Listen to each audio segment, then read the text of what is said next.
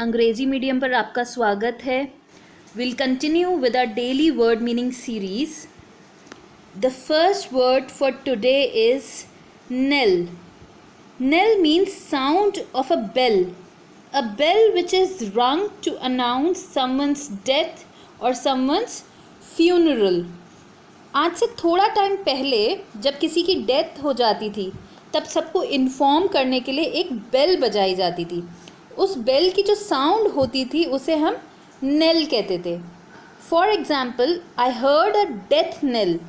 मुझे death nail सुनाई दी, which means somebody must have died. The second word is zenith. Zenith means on top of the world. It can also be understood as the highest point in the sky that the sun or the moon reaches. In other sense, zenith can be said as that moment of time when something is most powerful or successful. किसी भी चीज़ की चरम सीमा is zenith. For example, the mountaineer has reached the zenith of this peak.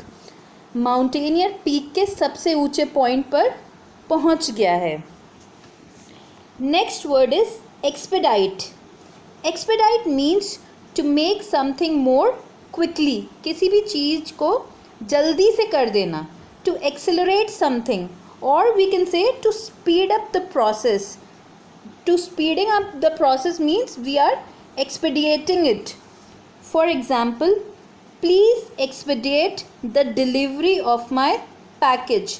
मेरे package की delivery को speed up कर दो, expedite कर दो. midget. Next word is midget. Midget means a very small person. A person whose height is very short. This word is used to describe an object that is much smaller than it would have been usually. वो लोग जिनकी height बहुत कम होती है उन्हें हम midgets कहते हैं.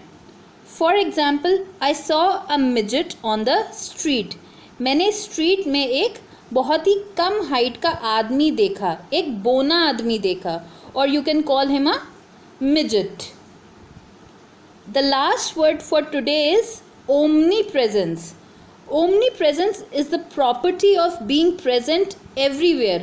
जो हर जगह प्रेजेंट हो, हर जगह मौजूद हो, उसे हम omnipresent कहते हैं.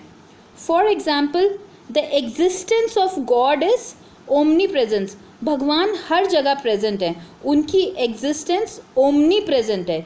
It's everywhere. So stay tuned for more such words. Keep watching my videos. Thank you very much. Like, subscribe and share.